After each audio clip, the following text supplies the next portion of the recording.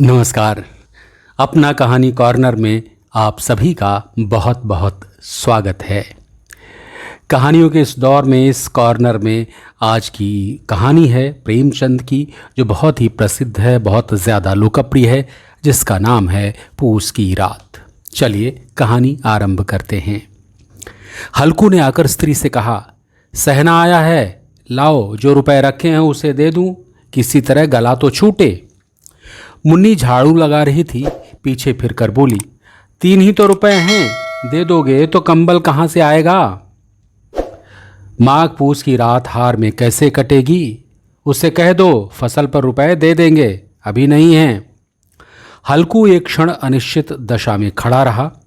पूस सिर पर आ गया, कंबल के बिना हार में रात को वो किसी तरह सो नहीं सकता। मगर सहना मानेगा नहीं, घुड़कियां जमाएगा, गालियां देगा, बला से जाड़ों में मरेंगे, बला से सिर से टल जाए। ये सोचता हुआ अपना भारी भरकम डील लिए हुए, जो उसके नाम को झूठा सिद्ध करता था, स्त्री के समीप आ गया और खुशामद करके बोला, ला दे दे, अरे गला तो छूटे, कंबल के लिए कोई दूसरा उपाय सोचूंगा। मुन्नी उसके पास से दूर हट गई और आंखें तरेरती हुई बोली, अरे कर चुके दूसरा उपाय, जरा सुनूं, कौन उपाय करोगे हैं? कोई खैरात दे देगा कंबल, ना जाने कितनी बाकी है जो किसी तरह चुकने में नहीं आती। अरे मैं कहती हूँ तुम क्यों नहीं खेती छोड़ देते, मर मर काम करो, उपज हो तो बाकी दे दो, चलो छुट्टी हुई। अरे बाकी चुकाने के लिए ही तो हमारा जन्म हुआ है, पेट के लिए मजूरी करो, ऐसी खेती से बाज आए, मैं रुपए न दूंगी।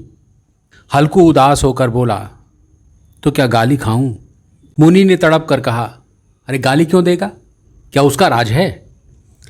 मगर ये कहने के साथ ही उसकी तनी हुई भौहें ढीली पड़ गईं। हल्कू के उस वाक्य में जो कठोर सत्य था, वो मानो एक भीषण जंतु की तरह उसे घूर रहा था। उसने जाकर आले पर से रुपए निकाले और लाकर हल्कू के हाथ पर रख दिए। फिर बोली, तुम छोड़ दो अब किसे खेती, मजूरी में सुख से एक रोटी खाने को तो मिलेगी, किसी की धौंस तो न रहेगी। अच्छी खेती है, मजूरी करके लाओ, वो भी उसी में झोंक दो, ऊपर से धौंस। हल्कू ने रुपए लिए और इस तरह बाहर चला मानो अपना हृदय निकाल कर देने जा रहा हो। उसने मजूरी से एक एक पैसा काट कपट कर 3 रुपए कंबल के लिए जमा किए थे। ब्याज निकले जा रहे थे। एक एक पग के साथ उसका मस्तक अपनी दीनता के भार से दबा जा रहा था। पूस की अंधेरी रात, आकाश पर तारे ठिठुरते हुए मालूम होते थे। हल्कू अपने खेत के किनारे ऊख के पत्तों की एक छतरी के नीचे बांस के खटोले पर अपनी पुरानी गाढ़े की चादर ओढ़े पड़ा कांप रहा था। खाट के नीचे उसका संगी कुत्ता जबरा पेट में मुंह डाले सर्दी से कूं कूं कर रहा था। 2 में से एक को भी नींद न आती थी। हल्कू ने घुटनियों को गर्दन से चिपकाते हुए कहा, अरे क्यों जबरा, झाड़ा लगता है? अरे कहता तो था घर में पुआल पर लेट रहो, यहाँ क्या लेने आए थे? अब खाओ ठंड में। अरे मैं क्या करूं? अरे जानते थे मैं यहाँ हलवा पूरी खाने आ रहा हूँ हैं? दौड़े दौड़े आगे आगे चले आए, अब रो नानी के नाम को। जबरा ने पड़े पड़े दुम हिलाई और अपनी कूं कूं को दीर्घ बनाता हुआ एक बार जम्हाई लेकर चुप हो गया। उसकी श्वान बुद्ध ने शायद ताड़ लिया, स्वामी को मेरी कूं कूं से नींद नहीं आ रही है। हल्कू ने हाथ निकालकर जबरा को ठंडी पीठ सहलाते हुए कहा, कल मत आना मेरे साथ, नहीं तो ठंडे हो जाओगे। यहाँ राड़ पछुआ न जाने कहाँ से बर्फ़ ली आती है। उठूं फिर एक चिलम भरूं, किसी तरह रात तो कटे। 8 चिलम तो पी चुका, ये खेती का मज़ा है। और एक एक भागमान ऐसे पड़े हैं जिनके पास जाड़ा जाए तो गर्मी से घबरा कर भागे। मोटे मोटे गद्दे, लिहाफ, कंबल हैं, मजाल है जाड़े का गुजर हो जाए। तकदीर की खूबी है, मजूरी हम करें, मज़ा दूसरे लूटें। हल्कू उठा और गड्ढे में से ज़रा सी आग निकाल कर चिलम भरी। जबरा भी उठ बैठा। हल्कू ने चिलम पीते हुए कहा, पिएगा चिलम? जाड़ा तो क्या जाता है, हाँ ज़रा मन बहल जाता है। जबरा ने उसके मुंह की ओर प्रेम से छलकती हुई आंखों से देखा। हल्कू बोला, आज और जाड़ा खा ले, कल से मैं यहाँ पुआल बिछा दूंगा, उसी में घुसकर बैठना, तब जाड़ा न लगेगा। जबरा ने अगले पंजे उसकी घुटनियों पर रख दिए और मुंह के पास अपना मुंह ले गया। हल्कू को उसकी गर्म सांसें लगी। चिलम पीकर हल्कू फिर लेटा और निश्चय करके लेटा कि चाहे कुछ हो अब की सो जाऊंगा। पर एक ही क्षण में उसके हृदय में कंपन होने लगा। कभी इस करवट लेटता, कभी उस करवट, पर जाड़ा किसी पिशाच की भांति उसकी छाती को दबाए हुए था।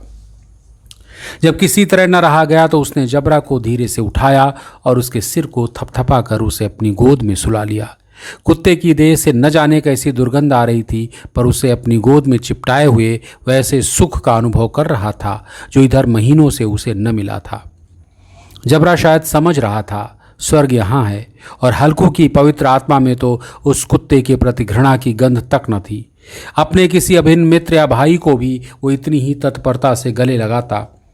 वो अपनी दीनता से आहत न था जिसने आज उसे इस दशा को पहुंचा दिया।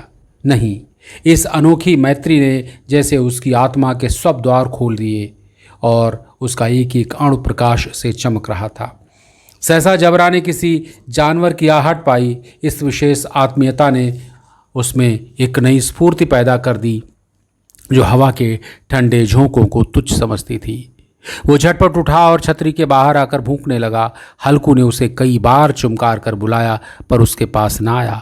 हार के चारों तरफ दौड़ दौड़ कर भूंकता रहा। एक क्षण के लिए आ भी जाता तो तुरंत ही फिर दौड़ता। कर्तव्य हृदय में अरमान की भांति उछल रहा था। 1 घंटा और गुजर गया। रात के शीत ने हवा में धधकना शुरू किया। हल्कू उठ बैठा और दोनों घुटनों को छाती से मिलाकर सिर को उसमें छिपा लिया। फिर भी ठंड कम न हुई। ऐसा जान पड़ता था सारा रक्त जम गया है, धमनियों में रक्त की जगह हिम बह रहा है। उसने झुककर आकाश की ओर देखा। अभी कितनी रात बाकी है। सप्तर्षि अभी आकाश में आधे भी नहीं चढ़े। ऊपर आ जाएंगे तब कहीं सवेरा होगा। अभी पहर से ऊपर रात है। हल्कू के खेत से कोई एक गोली के टप्पों पर आमों का एक बाग था। पतझड़ शुरू हो गई थी। बाग में पत्तियों का ढेर लगा हुआ था। हल्कू ने सोचा चलकर पत्तियां बटोरूं और उन्हें जलाकर खूब तापूं। रात को कोई मुझे पत्तियां बटोरते देख कर समझे कोई भूत है। कौन जाने कोई जानवर ही छिपा बैठा हो, मगर अब तो बैठे रहा नहीं जाता। उसने पास के अरहर के खेत में जाकर कई पौधे उखाड़ लिए और उनका एक झाड़ू बनाकर रात में सुलगता हुआ उपला लिए बगीचे की तरफ चला। जबरा ने उसे आते देखा तो पास आया और तुम हिलाने लगा। हल्कू ने कहा, अब तो रहा नहीं जाता जबरू, चलो बगीचे में पत्तियां बटोर कर तापें, टांटे हो जाएंगे तब फिर आकर सोएंगे। अभी तो रात बहुत है। जबरा ने कूं कूं करके सहमति प्रकट की और आगे आगे बगीचे की ओर चला। बगीचे में खूब अंधेरा हुआ था और अंधकार में निर्दय पवन पत्तियों को कुचलता हुआ चला जाता था। वृक्षों से ओस की बूंदें नीचे टप टप टपक रही थी। एकाएक एक झोंका मेहंदी के फूलों की खुशबू लिए आया। हल्कू ने कहा, कैसी अच्छी महक है जबरू, तुम्हारी नाक में भी कुछ सुगंध आ रही है। जबरा को कहीं ज़मीन पर एक हड्डी पड़ी मिल गई थी, उसे चिचोड़ रहा था। हल्कू ने आग ज़मीन पर रख दी और पत्तियां बटोरने लगा। ज़रा देर में पत्तियों का एक ढेर लग गया। हाथ ठिठुरे जाते थे, नंगे पांव गले जाते थे और वो पत्तियों का पहाड़ खड़ा कर रहा था। इसी अलाव से वो ठंड को जलाकर भस्म कर देगा। थोड़ी देर में अलाव जल उठा। उसकी लौ ऊपर वाले वृक्ष को पत्तियों को छू छू कर भागने लगी। उस अस्थिर प्रकाश में बगीचे के विशाल वृक्ष ऐसे मालूम होते थे मानो उस अथाह अंधकार को अपने सिरों पर संभाले हुए हों। अंधकार के उस अनंत सागर में ये प्रकाश एक नौका के समान हिलता मचलता हुआ जान पड़ता था। हल्कू अलाव के सामने बैठा आग ताप रहा था। एक क्षण में उसने दोहर उतार कर बगल में दबा दी और दोनों पांव फैला दिए, मानो ठंड को ललकार रहा हो, तेरे जी में जो आए सो कर। ठंड की असीम शक्ति पर विजय पाकर वो विजय पर्व को हृदय में छिपा न सकता था। उसने जबरा से कहा, क्यों जबरू, अब ठंड नहीं लग रही ना? जबरा ने कूं कूं करके मानो कहा हो, अरे अब क्या ठंड लगती ही रहेगी। पहले से उपाय न सूझा, नहीं तो इतनी ठंड क्यों खाते? जबरा ने पूछ हिलाई। अच्छा आओ इस अलाव को कूद कर पार करें, देखें कौन निकल जाता है। अगर जल गया बच्चा तो मैं दवा न करूँगा। जबरा ने इस अग्निराशि की ओर कातर नेत्रों से देखा। मुन्नी से कल कह न देना, नहीं तो लड़ाई करेगी। ये कहता हुआ वो उछला और उस अलाव के ऊपर से साफ निकल गया। पैरों में ज़रा लपटने लगी, पर वो कोई बात न थी। जबरा आग के गिर्द घूम कर उसके पास आ खड़ा हुआ। हल्कू ने कहा, चलो चलो, इसकी सही नहीं, ऊपर से कूद कर आओ। वो फिर कूदा और अलाव के इस पार आ गया। पत्तियां जल चुकी थी, बगीचे में फिर अंधेरा छाया था। राख के नीचे कुछ कुछ आग बाकी थी जो हवा का झोंका आ जाने पर जाग उठती थी, पर एक क्षण में फिर आंखें बंद कर लेती थी। हल्कू ने फिर चादर ओढ़ ली और गर्म राख के पास बैठा एक गीत गुनगुनाने लगा। उसके बदन में गर्मी आ गई थी, पर ज्यों ज्यों शीत बढ़ती जाती थी उसे आलस से दबाए लेता था। जबरा जोर जोर से भूख कर खेत की ओर भागा। हल्कू को ऐसा मालूम हुआ कि जानवरों का एक झुंड उसके खेत में आया है। शायद नील गायों का झुंड था। उसने कूदने दौड़ने की आवाज़ें साफ कान में आ रही थी। फिर ऐसा मालूम हुआ कि वो खेत में चर रही हैं। उसके चरने की आवाज़ चर चर सुनाई देने लगी। उसने दिल में कहा, नहीं, जबरा के होते कोई जानवर खेत में नहीं आ सकता। नोच ही डाले, मुझे भ्रम हो रहा है। कहाँ, अब तो कुछ सुनाई नहीं देता। मुझे भी कैसा धोखा हुआ। उसने ज़ोर से आवाज़ लगाई, जबरा जबरा। जबरा भूखता रहा, उसके पास ना आया। फिर खेत में चरे जाने की आहट मिली। अब वो अपने को धोखा न दे सका। उसे अपनी जगह से हिलना जहर लग रहा था। कैसा ददाया हुआ बैठा था। इस जाड़े पाले में खेत में जाना, जानवरों के पीछे दौड़ना असूझ जान पड़ा। वो अपनी जगह से न हिला।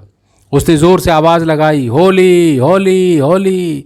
जबरा फिर भूख उठा। जानवर खेत चर रहे थे। फसल तैयार है। कैसी अच्छी खेती थी, पर ये दुष्ट जानवर उसका सर्वनाश किए डालते हैं। हल्कू पक्का इरादा करके उठा और 2-3 कदम चला, पर एकाएक हवा का ऐसा ठंडा चुभने वाला बिच्छू के डंक का सा झोंका आया कि वो बुझते हुए अलाव के पास आ बैठा और राख को कुरेद कर अपनी ठंडी देह को गरमाने लगा। जबरा अपना गला फाड़े डालता था। नील गायें खेत का सफाया किए डालती थी और हल्कू गर्म राख के पास शांत बैठा हुआ था। अकर्मण्यता ने रस्सियों की भांति उसे चारों तरफ से जकड़ रखा था। उसी राख के पास गर्म जमीन पर चादर ओढ़कर सो गया। सवेरे उसकी नींद खुली जब तब चारों तरफ धूप फैल गई थी और मुन्नी कह रही थी, क्या सोते ही रहोगे? तुम यहाँ आकर रम गए और उधर सारा खेत चौपट हो गया। हल्कू ने उठकर कहा, क्या तू खेत से होकर आ रही है? मुन्नी बोली, हाँ, सारे खेत का सत्यानाश हो गया। भला ऐसे भी कोई सोता है? तुम्हारे यहाँ मड़ैया डालने से क्या हुआ? हल्कू ने बहाना किया, अरे मैं मरते मरते बचा। तुझे अपने खेत की पड़ी है। पेट में ऐसा दर्द हुआ कि मैं ही जानता हूँ। दोनों फिर खेत की डांड पर आए। देखा सारा खेत रौंदा पड़ा हुआ है और जबरा मड़ैया के नीचे चित्त लेटा है, मानो प्राण ही न हो।